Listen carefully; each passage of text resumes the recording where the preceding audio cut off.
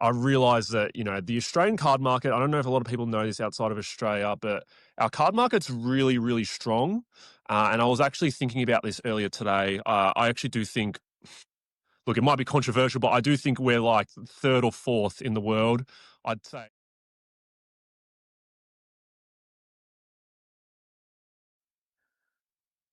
Welcome, guys, to another episode of the Courtside Investor podcast. I'm your host, and on this podcast, I talk to different guests from around Asia and Australia. We have guests from the Philippines, Hong Kong, Malaysia, as well as Australia. And today, I got a very special guest, which is Matt from Australia, and he's Matt Sports Cards on Instagram. How are you doing, man? I'm very good. How are you going? I'm all right. Pretty gloomy Monday morning over here. What about yourself?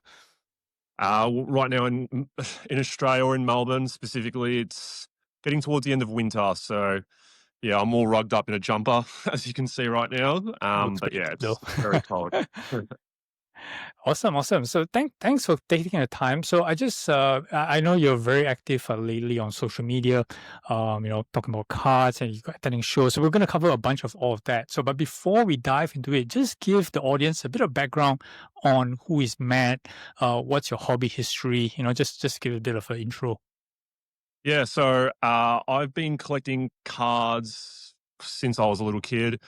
I've got great memories of going to our local markets here. The first thing that got me into it were AFL cards or footy cards, Hmm. and then having an interest in NBA cards. Would always go through bargain boxes. I couldn't really afford anything massive, but we'd go through boxes. Mum would give me $2-3, and I'd pick out a few cards. I've got great memories of me. I've still got it here somewhere, but I've got a Michael Jordan 90s card that's not worth much, but I got it for like $5, and I Mm. thought in like 20 years' time I was going to be rich. But it's just a great memento in terms of like where I started. And then, as going into high school and stuff, I still had a small interest. I watched a lot of box breakers. My favorite was Infinity Cards or Cards Infinity. I think he's actually just recently stopped. Mm. And also Pac-Man. Pac-Man, I've been Yep. watching a long, long time. And then I think like a lot of people just before COVID, I do remember just before Kobe passed away, stumbled across a few of Sports Card Investors videos Yep. and thought, wow, the sports card market's coming back. I'm working full time now. Let's try and have a go at this. I didn't really have any structure behind it. I pretty much just bought every card that I liked, which is nearly everything because I love cards in general. And then I had to obviously work out a way to kind of, buy more cards or buy cards for my own PC. And then, yeah, eventually after a couple of years, 2-3 years, again, just being in the hobby a fair bit, I realized that, the Australian card market, I don't know if a lot of people know this outside of Australia, but our card market's really, really strong. And I was actually thinking about this earlier today. I actually do think, look, it might be controversial, but I do think we're like third or fourth in the world. I'd say America and China, probably the top two. And in terms of after that, it really, you could go Canada, you can go us, but our card market's very strong. And I've always thought, like, for how strong our card market is and how many people are in the hobby, we didn't have any content creators, considering I watch a lot of content creators from America. So I kind of thought, why not me? It was also one of my things when I was growing up. I wanted to start a YouTube channel, whether it was going to be gaming or something of the like. And I was like, well, I'll just start sports cards. Like, why not? Let's talk about something I'm actually passionate about. And I've been doing that now for about 4.5 years. This might be my fourth year off the top of my Awesome. head, and really enjoying the journey so far. Obviously connected with a lot of great people like yourself, and yeah, definitely had some great experiences and learnings as well from not just the channel, but from sports cards as well. Awesome. That's like a full rundown, man. What are you doing up to today?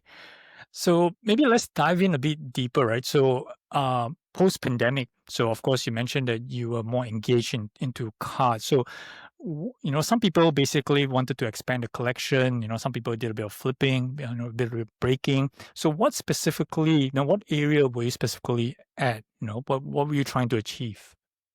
Definitely at the start, it was more flipping. I think, with COVID for us, for me personally, I had reduced hours at work. So I was just trying to find a way to, not make a full time wage, but maybe make a little bit of money. And then the first instance I had, again, I just talked about it before, but just before Kobe passed, but Sports Card Investor, one of his recommendations was to buy a lot of Kobe rookies. And I didn't have anything crazy, but I would have bought maybe 3 or 4 Kobe rookies for about $10. Mhm. And then right after Kobe passed, they 20x went up to $200. And I was Yeah. like, holy moly, like this is, a lot of money for myself. So I think it was definitely more in terms of the flipping. And then it was hard not to kind of go past that as well, because around COVID was when the whole market sort of boomed. Yep. Like you could have bought Y 90% of Anything turned to gold, cards. basically. Yeah, you could have bought any card Yep. in 2019, early 2020, and then it would have gone up in a year's time. So I think that also, taught me a lot of lessons, because I ended up losing money on cards that I held longer term. But then I've Yep. also tried to bring myself back to where the child in me got into sports cards, and that's my own personal collection. So it's great to obviously make money on cards, but Mhm. if cards don't go well, you've got to have something to fall back on. Right. And at the end of the day, I have my own personal collection, and I'm someone who loves to just spend half an hour and just go through my cards and have a great time doing that. So definitely went from flipping more into collecting, and I try to mix a bit of both. Right, right. And were you when you were flipping or were you selling cards, was it just, within Australia or was it, like, internationally? Yeah, definitely mainly in Australia. Again, that's why I say like our card market's very strong. Mhm. So definitely mainly in Australia, but as I've gotten more and more, into the hobby, I'm trying to get better at my networking, because you learn that people in America, especially for sports that don't sell well to here, like NFL, Mhm. people in America. Like it's great to have connections over there because you can link up and make deals over there. But then also, yeah, again, the Asian market as well. So I think, I think being mainly in Australia always helps, but you have to try and grow and network with people outside of the Right. country as Of well. course. Of course. So maybe let's just dive into Australia. Like you mentioned many times on how how big the market is that people don't realize, right? So let's talk a bit more. So let's talk about sports first, right? So I know AFL is a big thing in Australia, rugby of course, cricket. But when it comes to cards, right? So we have NBA, we have NFL, we have UFC. I'm not sure whether it's popular over there as well as AFL. So where do you rank in terms of cards? In terms of popularity in Australia? NBA clear number one, Mhm. clear number one. Second's hard. It really just depends. Depending on the state, you could say AFL because Melbourne or Victoria is mainly an AFL state, Mhm. but outside of Victoria, there's a lot of rugby league. But I would still say you probably go NFL second for me, and then you probably have like your AFL, NRL, Mhm. UFC, soccer. Soccer probably could go third, and then I'd go AFL just under that. Right. It really just depends on the area that you're in, which is quite unique as well to our country. So Right. yeah, NBA is definitely a clear number one for us. Yeah. Right, right. Okay. The last guest that I spoke to, he talked about having a lot of big collectors in the NBA space. But with regards to the other sports, right? Talking about AFL, NFL, are they? Do you consider them big time collectors, or are just more like the casual, fun collectors? Yeah, it's definitely hard. I know for NFL, going off my own personal experiences, I feel like when it comes to dealings with people in like NFL specifically, I find people always kind of look out for each other a bit more. Hmm. Let's say like I didn't know you, but like when it came to NFL, I knew you were a collect. I found out you were a collector of someone. I felt like people kind of will look out for those sort of people a bit Right. more Right. versus NBA where it can be a bit more financially driven. Yes. And then, yeah, with AFL, because it is more so in our one state, like even though it is probably the number one sport in Australia as a population, like Hmm. watching it and everything like that, the the high end cards of AFL wouldn't go anywhere near uh, anywhere near NBA or NFL. Like I think whenever I'm trying to sell AFL cards, or I've sold AFL cards before, like you think about relative to NBA what the same card would be going for, and it's nowhere near that. And I don't think the gap will ever kind of become smaller or anything like that. But Mhm. I do think, maybe there might be a few cards that will appreciate well in time, but not to the point where it is at NBA, NFL. It's just because we're in the one country, people Yeah, just of don't want to be course. spending that money. So Yep, yep. But it's an awesome sport though. So I kind of enjoyed it when I was there. I was stayed in Australia for a year, and then I actually watched AFL when I was there. who'd you watch? Yeah, yeah. I was a fan of Essendon with the Essendon? Bombers. Yep. Yep. Yeah, yeah, yeah. So uh, look, I don't know any of the players back then, but it was quite a fun sport to watch actually. Yeah, absolutely. And like you can just tell in terms of pure athleticism and everything like Yes, that and the contact, it's an incredible sport to watch. nice. These guys are incredibly fit. So yeah. Nice. Right. Okay. So coming back to cars, right? So, you know, people always assume Australia is like so far away from the rest of the world. Okay. And I talked to a few people that I met from Australia, and they said that one of the issues is sourcing, right, to get cars itself. So tell me about, in general, from your perspective, where are most people sourcing the cars from in Australia?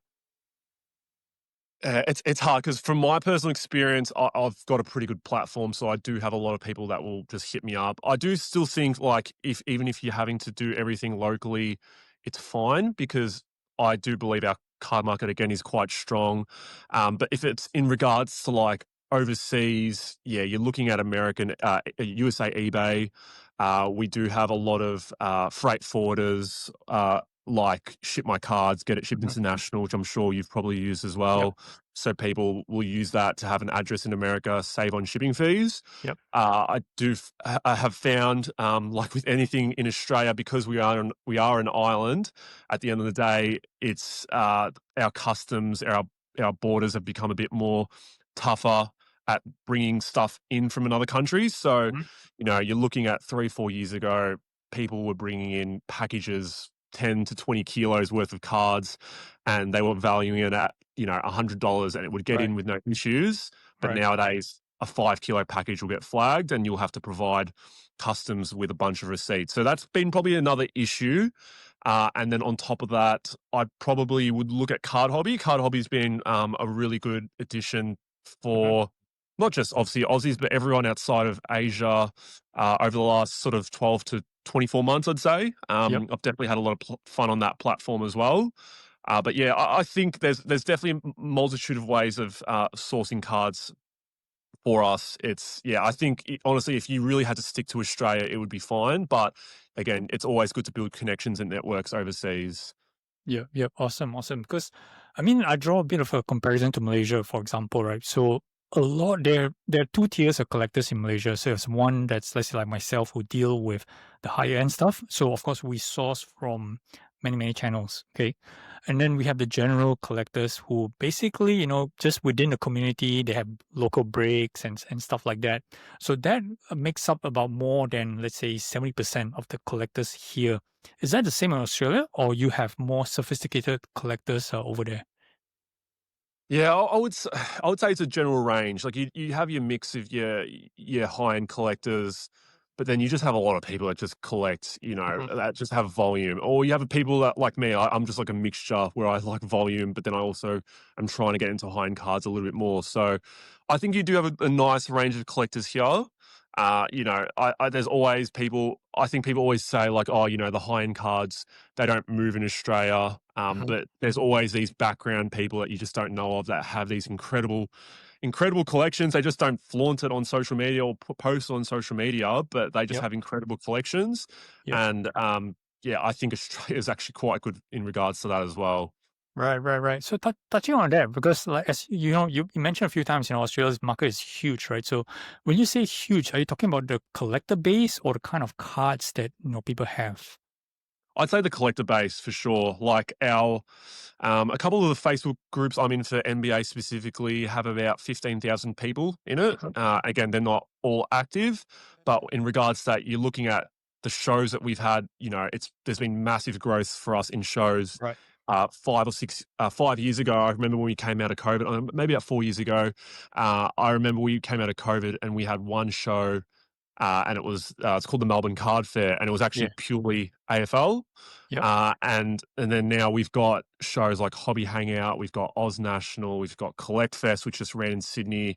So Yep. we've got shows. We've almost got a bit of show fatigue, which is pretty crazy considering that people were always looking for the next show. But now it's like I almost have to like miss out on a show sometimes because there's Right. just that much going on. So but with all the shows there as well, there's I've always a bunch of people just coming to these shows, and not just the same regulars that we always see. There's always people that are new to the hobby or have never been to a card show in general before that come to a show. So Right. uh, it's really good to see that it's evolving down here in Australia. Right. Nice. Nice. Yeah, I was going to touch on that. So I know that you have shows in Sydney, Melbourne, Brisbane as well. Do you have, I guess you set up in the Sydney and Melbourne, right? So do you have people coming in flying from different states to attend the shows, or is just, mainly from the local communities? Definitely for definitely for me, I try to do most of the Melbourne shows. Hmm. Sydney's not too far. It's about an hour's flight. It's just obviously trying to bring the stock there. Right. I do have plans in terms of setting up at a store at a show interstate, but yeah, in terms of other people, definitely like the bigger shops or the bigger businesses will fly interstate, Right. and yeah, your big places like Cherry would be Yes. at a lot of interstate ones because again, you're meeting different collectors, people again who might not even have Facebook, but they'll come to a local show, so it's again another great way to network. So I do find most people will stay within their state, but for example, the Oz National is probably the one that's coming up. It's in about a month's time. That's Hmm. going to be a 2 day show here in September. I'll Hmm. find a lot of people will fly from interstate, whether it's Queensland, Perth, yeah, everywhere from around Australia. People will fly down for it. Yep, yep. Cool, cool. I mean, I was invited to attend. I can't remember, was it one of the hobby hangouts recently? It was I know you guys call it a 1 day show, but technically it's like an 6 or 7 hour show. So it's not Yeah. that long, right? So it ends at 4. So to justify a flight for me to fly from Malaysia is like 7 hours, each way. It's not really feasible. Yeah. But of course, once it expands to a 2 day show, which is what you just mentioned, right? That becomes a bit more enticing. So maybe 1 day, right? But I think the next one, the Oz Nationals, was a bit too close to the Macau show for me. Yeah, that's the thing as well. Like, it's funny because whenever I do a show, for example, setting up again, I do always explain like to my wife who does help me out. Like, it is 5 6 hours. Hmm. Again, I'm doing it on my off day from work, so you're always a little bit more tired when doing it. But you compare that to other countries that do, 4 day shows, 3 day shows, and yeah, we're still lacking behind that. But I think the Oz National Collect Fest as well have done 2 day shows as well. I think it's a step in the right direction. I Hmm. really don't know how we'd go with a 3 day show. It'd Yep. be very interesting Yep. because the people I know that for the Collect Fest down in Melbourne, a lot of people that actually went to the show versus setting up, they only went for the 1 day. So Hmm. there probably needs to be a way, and I've spoken about this before with Kyle, who runs Oz National. I think there needs to be a way to appeal to people to come to both days rather than just go, oh, like I've come here on Saturday. There was no point going on Sunday. I've seen everything. So Yep. there needs to be a way to somehow make it viable for people to want to attend both days. So I don't know what that answer is, but yeah, in future they can hopefully work it out. Yeah, you're exactly right. So like when I went to the Macau show, the very first Macau show in 2 years back, so the hype, the expectation was huge, right? They were saying like 200 tables and stuff like that, but it turned out to be like 80. Okay, so by the time the first one Friday was the first day, and then by Saturday halfway through our show, I was pretty much done already. So didn't even attend Sunday. Yeah. That Yeah. was me at Collect Fest. I had a little bit of FOMO because I could only make it on the Sunday versus Hmm. the Saturday, Sunday. Hmm. And then I spent the whole day there, but I was like, I did not need to come here on Saturday. So I'm kind of glad Right. I didn't. Right. So, yeah, there needs to be a way to hopefully they can work that out. All right, awesome, awesome. It's good. It's good to see, right? It's shows are really expanding, not just in Australia but around the world. So in this region, talking about Philippines, I spoke to a few guys from Philippines. They have shows every single week. Of course, does that give rise to show fatigue, like you mentioned? I'm not sure, but definitely it's a very active way of bringing the community together. Definitely. And I was in the Philippines in February. I was able to attend, I don't know what it's actually called, but they have it down in Green Hills on the first Saturday of every Hmm. month. And Hmm. not really the biggest space, but it was just good to connect. And I've chatted to a few, Filipino collectors still to this day. And it was great to connect with them and just see some of the stuff that they have as well. So, Hmm. um, yeah, it was definitely good to see it from another country's perspective. And again, it's just good for every other country as they grow for themselves as well. Yep, that's right. That's right. So next point I want to touch on was, of course, it's known the logistical challenges, getting stuff in Australia. But aside from that, what do you think it's holding Australia back, to be another, big time player in this market? Because we seldom hear of Australia. We always hear about, like you mentioned, China, of course, the US. Philippines is up and coming, but we seldom hear about Australia. So what's holding this, Australians back? Um, I actually don't know.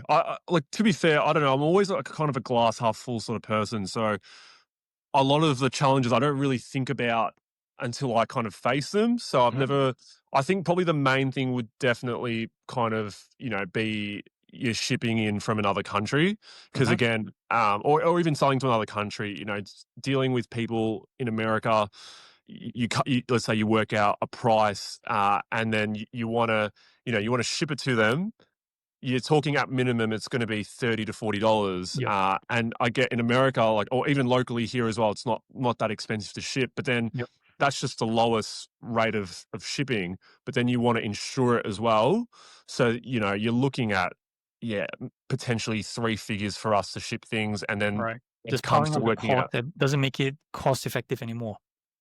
Exactly, but it's still worth it. It's just you've almost gotta make sure there's enough in it for yourself. So, I Mhm. think definitely, in terms of, like, volume and lower end cards, it makes it more difficult to deal with people overseas, but Mhm. I think one thing that's definitely helped for us is Whatnot, launching over here in Australia, late last year. I do find that obviously with eBay and stuff, you kind of list it and you're dealing with Australia, but then when you put up that 25 or $20 postage cost, it Yep. does put people off from overseas as well. So Mhm. I think Whatnot's been a massive help for Australia, and for myself personally when it comes to getting rid of a lot of lower end stuff. Okay. But yeah, I'd say it's definitely the main thing. Definitely more so shipping and yeah, overseas dealings. Yep. Yep. Yeah, I can see that. A lot of people in this region has the same issue as well. Cool. 100%. Yeah. So I want to touch on a bit on your YouTube channel. So I just, did a bit of research on your site. You have about 4,500 subscribers, about, sorry, about 900 plus videos, over the course of the number of years that you started a channel. And you started off, showing, pickups. And then later on, now you have car show vlogs. And then now you have a bit of an education side as well. So tell me about your channel. Like, what are you trying to achieve? Is there what are you trying to show? I think it's just more so my journey. I think at the start it was obviously a little bit of education, talking more so in terms of I guess, the investing side of it. But I feel like a lot of that mindset has kind of gone away, in terms of, buy this player. If he performs Mhm. well, their price will go up. I think a lot Mhm. of that went away. Like if you watch a lot of my older content, it Yep. was a lot of projecting, Sure. thinking Shea Gilgeous-Alexander in 5 years' time will be a good player, so buy his cards and hold them, or Zion as Sorry, well. pause there. I saw that reel that you did, right? That 5 SGA cards. That's I did. hilarious. Yeah, yeah, exactly right. So that's another fun one. I like just delving in and just trying to find content because I think it's quite interesting for people to kind of see, where the card hobby has also come in the last 5 years. So, Mhm.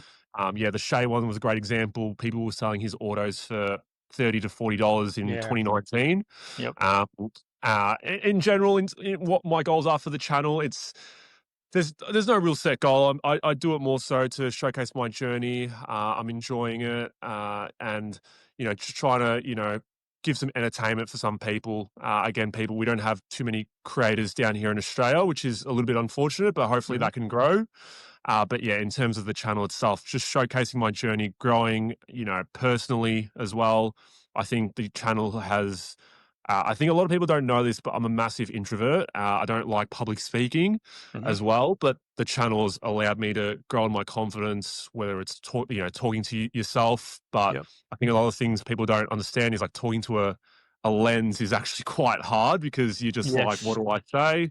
But then on top of that, you learn how to you learn how to be catchy with thumbnails. You learn how to edit pictures, edit videos, basic skills like that.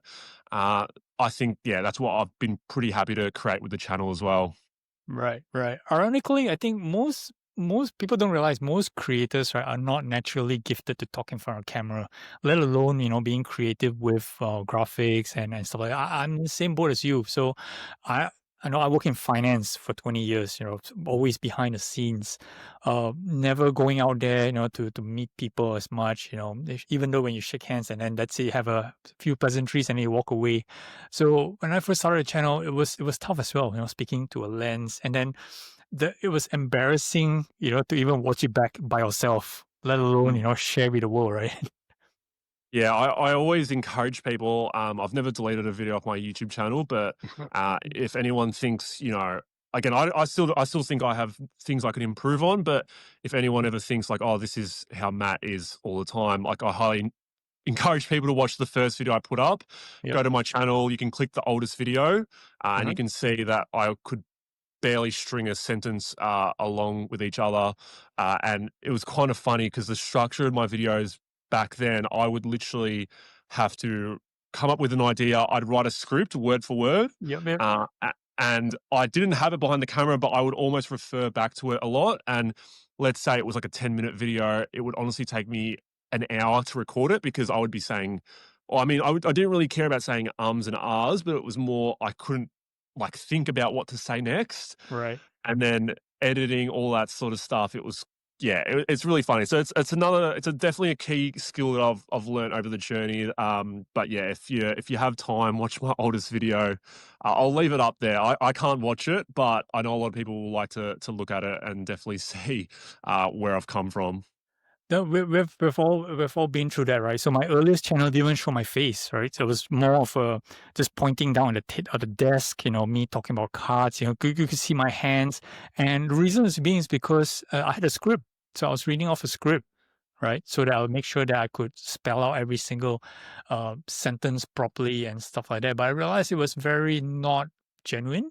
It was, you needed to be more ad hoc to really engage back with the viewers, right? Otherwise, you feel as though they're just reading off a book in a sense.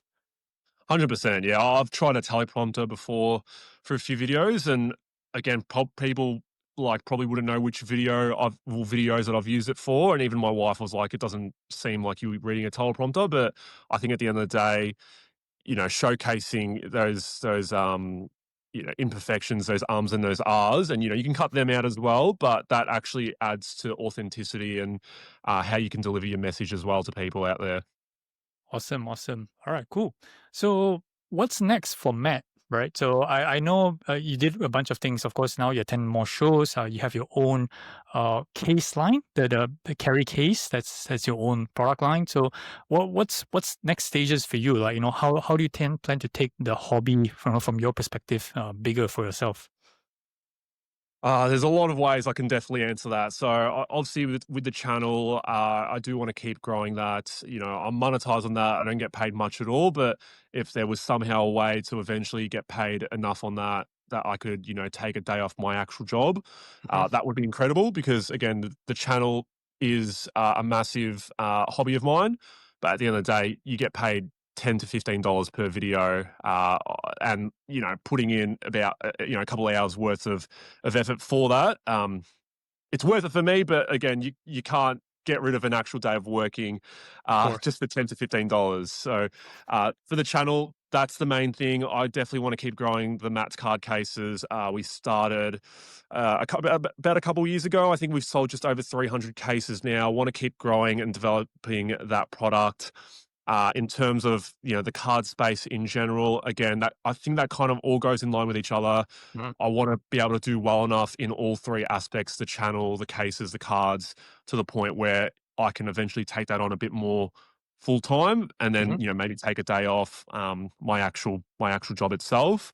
So I think that's just working out how to plan that in the in the medium to long term. I do want to obviously expand. I think with becoming a bit more into the business and becoming a bit better at it, I do want to set up at more shows, mhm. overseas, not overseas, but interstate more so. Yep, Overseas would be great, but definitely setting up at more shows interstate, and connecting with other people. Because yeah, I do get a lot of questions. People asking, when are you coming up to Sydney? All this sort of stuff. It's just always it's hard. It's hard when you work Tuesday to Saturday, and yep. then you've got to fly out Saturday night, come back, Right, Sunday right. night. It's just too much at the moment. I'm struggling with it locally, so I can't even imagine how I'd deal with it if I had to go interstate. So a lot of things. Definitely just wanting to grow the brand generally as well, the channel, the cases, the cards. Mhm. It's an evolving process. Right, right. And with the touch on the cards, right? So I know a lot of stuff. You deal with a wide range of cards, cards that's like from $10 to a couple $100 and things like that. So is there plans to, streamline it towards a certain, certain range, medium end, for example, or higher end, for example? Yeah, I definitely think I've gotten better with that over the years. I think what hurt me was during COVID. Again, you make a lot of money on cards. So you think, all right, I made a lot of money. I can put money into higher end cards, but you don't really think about what they will go for in 3, 4 years time. So I think I held on to a lot of cards that I bought high. The best example I've got was a Lionel Messi first year Prism PSA 9. Mhm. I looked at the first year Prisms for LeBron and I thought, well, Lionel Messi and LeBron, relative goats to their sports, Yep. it should match up in time. So I ended up paying 1,200 Aussie for a base Lionel Messi first year Prism. And if you go on Card Ladder, I actually think that's the highest sale of all time. I ended up reselling that card for $70, I think. I don't even know Right. where it is now, but I think that sort of stuff hurt me. There's other instances of where I've lost money, not as much as that, but where I've lost money similar to that. Also, cases where I've made a lot of money. And I think that kind of got me a bit scared of getting into that. I've always been comfortable around the $50 to $500 range, but I think 500 plus is where I was like, all right, I really need to, I need to be very careful. But over the last sort of six months, I'd say I've been getting better at sort of, devoting that time and learning a bit more about the Mhm. mid end space. I'd say I don't think I'd be at that $1,000 plus space like you, but that's stuff that you kind of learn over the years. But who knows in time? Because at the end of the day, right now, I've got a lot of time in my hands. Yep. I don't have any kids at the moment, so Yep. with kids potentially on the way in the future, you lose a lot of that time. And I think as much as I love volume, volume is what appeals to me as a collector at heart. I love Mhm. volume, and a lot of my PC's volume. But when Okay. it comes to selling and buying and not having time in the future, volume's probably going to be the first thing that goes, and that's where I'll have to really learn that sort of higher end space. So I'm trying to get better at that. I'm messaging people nonstop, trying to learn a bit more about the space. But yeah, it's something I do want to get into a bit more while still maintaining. I do want to maintain that sort of low end space and appeal to a lot of younger kids who Yep. watch me locally down here because like one of my favorite videos to record other bargain box videos where we go through, Yep. boxes to try and find $1 cards, $5 cards to flip, Yep. and I think that's quite relatable for a young kid out there. So I know I have a lot of young people watching the channel, and I don't want to completely move to mid to high end stuff. I think a lot of people watch the channel and they go, "Hey, I can make $10, $15 on a $1 card here and use that to buy my next PC card." So I want to appeal to everyone, and that's hard in a way as well, but trying to still mix that in with learning a bit more about the higher end space. Yep. It It's indeed challenging. So, I hear where you are, and I kind of been there, in a sense, because like I said, the markets in Australia and Malaysia is pretty similar. We have predominantly people who are just general collectors who want to buy, in Australia dollar terms, talking about between $5 to $10, right, on average, those kind of cards, and anything above $10, sometimes they have to think a bit harder because that's basically one day's meal for them. Yeah, Okay. yeah, So for me, when I first started out, definitely, you want to cater to the masses. And then you realize that the amount of time and the work that you have to put in, and versus the returns, you kind of like have to automatically scale up, to a different kind of market. Of course, yes, it's risk. I was like I was trying not to buy anything more than $250 US. That was my cap, at one point. And then I realized, it has to be higher, has to be higher, has to be higher. Therefore, it justifies the amount of time and the return. Of course, risk is always there, right? So, some of us not willing to take that risk. You got to really have all the other stuff sorted out in your life. The bills taken care of, the mortgages and stuff like that before you can afford to do something like this. definitely. And I think that's another balancing thing as well. Like, I don't know what it's like in Malaysia, but buying a house in Australia is very, very hard. Hmm. So we've recently bought about 6 months ago, and trying to balance the mortgage as well as with cards as well has been a massive thing. Hmm. It's very expensive for a lot of things down in Australia, but you're trying to balance out cards as well as other expenses in your life. Commitments, I yeah. think that's definitely an issue for us as well. Cool. All right. So final thoughts on something that just recently happened, which is that huge Michael Jordan Kobe Bryant logo man that just got sold for 12.9 million US dollars. Okay. What do you think of that sale, and what do you think, in your opinions, gonna happen to the market overall post this sale? I haven't actually looked into the card too much. Like, I did repost the story, but I never actually delved into the card itself. But obviously, it's an absolutely gorgeous card, and I think a lot of those really like people have become better at targeting these high end cards. Like, obviously, we saw the Luca logo man one of one sell for that crazy amount a few years ago. And I don't, as much as like I love Luca and stuff, I don't think those are the cards that really people are wanting to hold long term. Like, people want these, like that Michael Jordan card was just incredible. Like the one of one, um, Logo Man as well. Mhm. Was the Logo Man game worn as well? Yes. Yeah, so I think people look at that sort of stuff, and I think a lot of these older sets are getting a lot of appreciation Yes. now. For me, like, I've always been more into it with Panini and stuff, but when you look at these older sets, like, some of them are just incredible to kind of look at. And again, Yes. when you see some of these collectors down here in Australia and what they have, you just stuff I don't really understand too well, but like it's just incredible to look at it, even from like a almost like an artistic perspective in a way, because you just have to appreciate some of the stuff that's out there potentially. So, Right.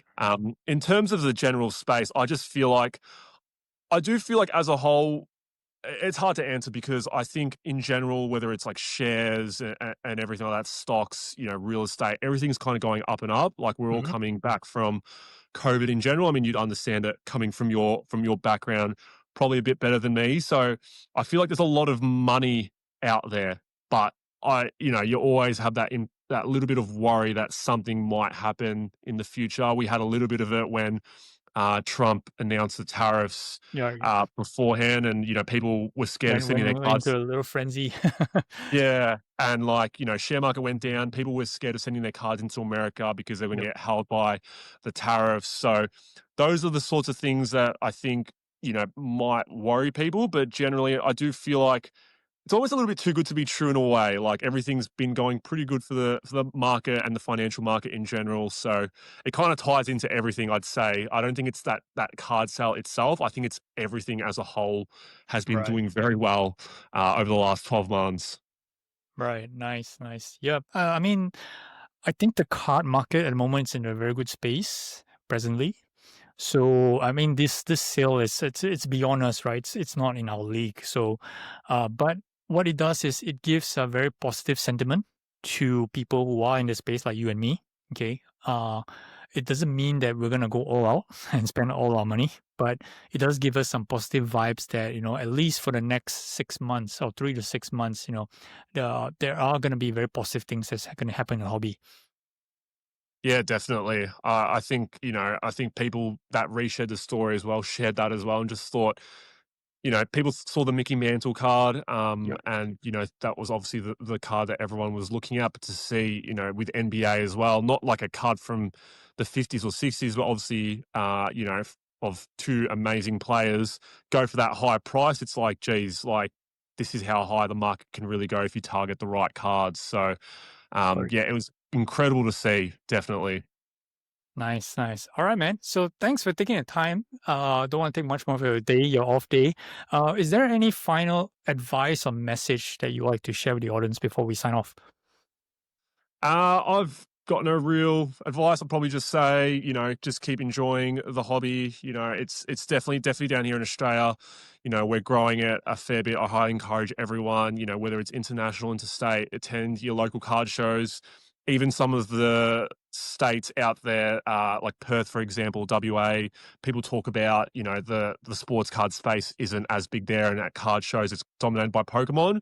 Hmm. But even in Melbourne, we had that issue as well when it was purely AFL. And I think number one thing I'd recommend is you've got to support, your local shows, whether it's setting up. People complain about no sports card dealers. Well, why not yourself? Why can't you set up as well? And they're complaining about, just not having as many collectors at shows itself. So you've got to support locally first and foremost, try and grow the space, because if we can grow each state by state, the whole country as a whole will be incredible. And it will just invite people like yourself to fly down from Malaysia for potentially a 2 to 3 day show. People from America, hopefully as well. So I'm really I'm very optimistic in terms of Australia as a sports card space, and I do firmly believe that we're a top four, top five, potentially top three country in the world. And it's pretty crazy to think, like, you compare our population to America and China. We don't have that many people here, Yeah. but we're very passionate about our cards. So, yeah, we're doing pretty well at the moment. Awesome, man. Awesome. All right, man. So that's it for our podcast. I'm gonna link Matt's IG as well as his YouTube on the description. Do check it out when you guys got a time. Thanks again, Matt, for joining us on today's podcast. Do like, subscribe for this channel, and we'll catch you guys again soon. Thanks.